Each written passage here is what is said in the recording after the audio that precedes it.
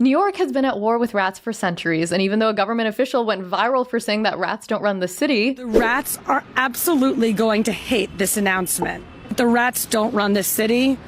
it sometimes feels like they do. Yeah, like when a couple found a dead rat floating in their takeout soup, like warning, the picture is disgusting, but luckily the Korean restaurant was immediately shut down by health inspectors. Then here's this video of a rat being ironic and sitting in the window of a restaurant next to a grade A sanitation rating sign. It's reassuring. And we can't forget the professor that says his car has been attacked by rats 4 times, even after he's wrapped his wires in minty tape and poured garlic-scented liquid on his engine. He says they will find you and they all know each other and they will talk to each other. I feel like they'd be like attracted to garlic. They're not vampires. Clearly, there is such a fear and fascination with rats in the city. Fun fact, for Wren's Halloween party in 2019, I actually went as a rabid L-train rat. So She did. I can attest. clearly that was foreshadowing this story. And nobody knows exactly how many rats there are like scurrying around the city, but they're estimated to be millions. Apparently 2 rats in a given year can reproduce 15,000 descendants. So that should give you an idea of the scale we're talking about. That is literally horrifying to me. Apparently rats are spotted on 40% of subway rides. That's like almost half. Oh my God. And their swarms peak at 2 a.m., which is why we see them way more often after dark. And of all the boroughs, Brooklyn has by far the most rat complaints. So good call being an L-train rat. And as we all know, New York Mayor Eric Adams has this like weird vendetta against rats. So just last September, he hosted the first ever National Urban Rat Summit where officials around the country came together to discuss their strategies on the war against rats. So quote, let's be energetic, let's share ideas, let's figure out how we unify against what I consider to be public enemy number 1, Mickey and his crew. And if you're thinking, but Mickey was a mouse, not a rat, well, it turns out when Adams was a kid, his older siblings adopted a pet rat and named it Mickey, and it traumatized him for some reason.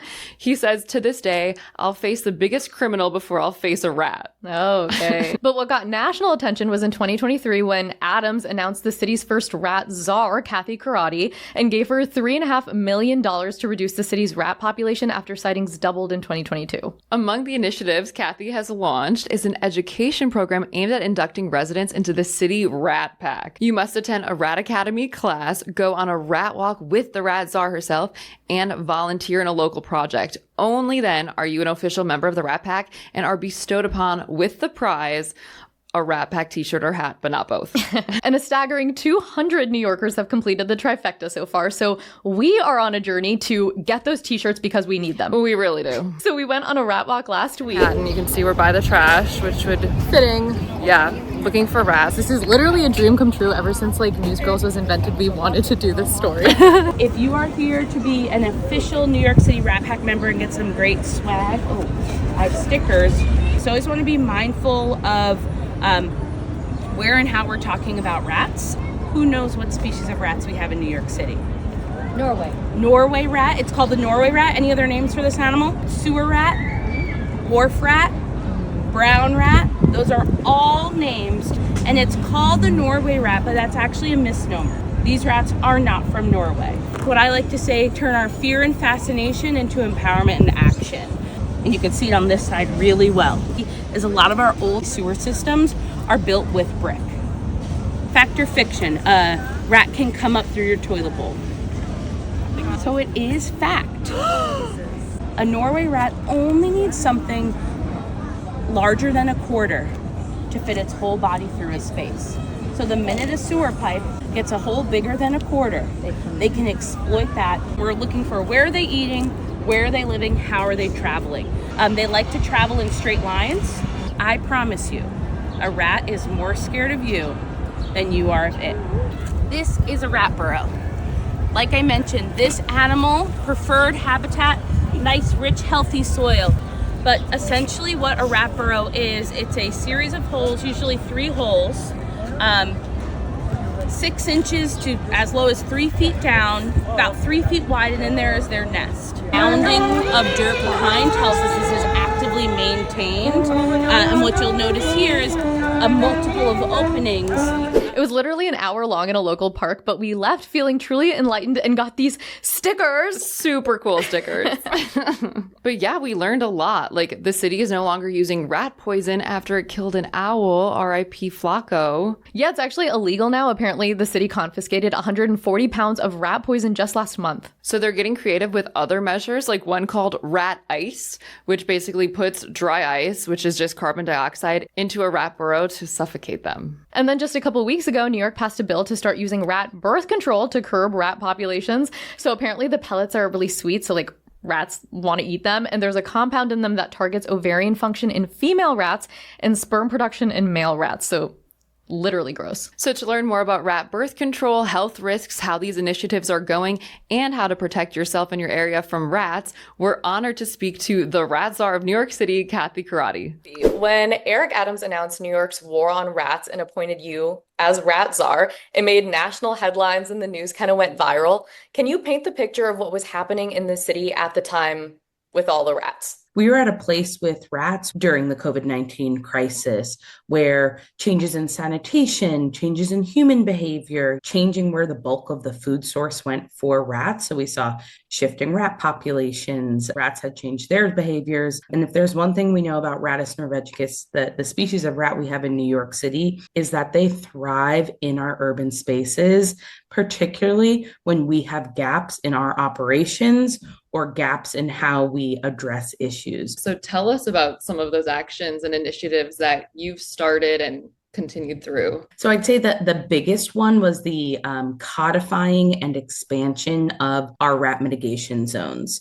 So rat burden is not equal across New York City. We have extra attention and resources on our city-owned properties, so our parks, our housing facilities, our schools. We inspect every single property in our rat mitigation zones at least 2 times a year. Wow. New York City is talking about garbage in a whole new way. Right now, as we chat here, 70% of New York City waste is now required to be containerized. So that is a garbage can with a tight fitting lid. And we expect to see really positive things in our mitigation efforts. Obviously, this will take a while to fully feel the effects, but have you seen any so far? Yeah, thanks for that, Wren. Rats didn't come overnight. So it's an unrealistic expectation to think that they'll go away overnight. And 311 complaints related to rat sightings have been in decline, about 5% down from 2022 to 2024. So that's data we look at that tells us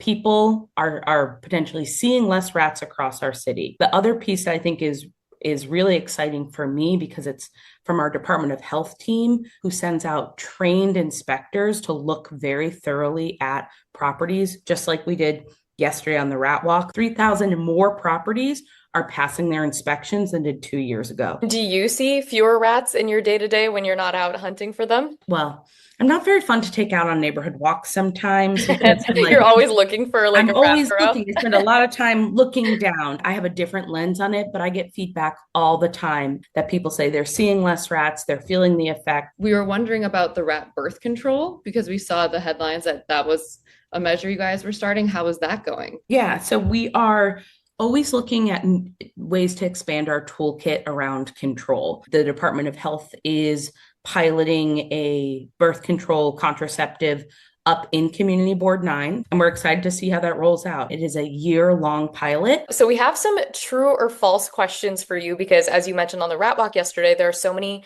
myths kind of surrounding rats in New York City. So there are more rats in New York than people. True or false?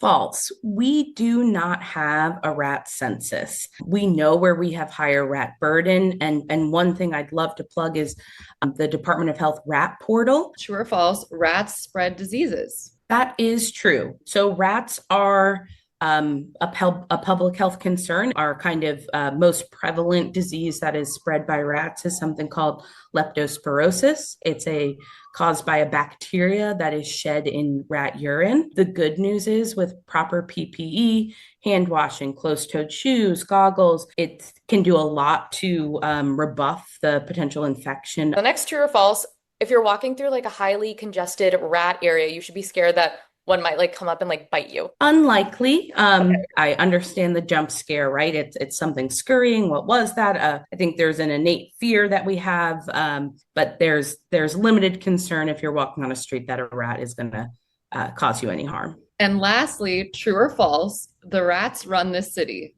That is false. New Yorkers run this city. We are all, we're the people who get to choose how we tell our story.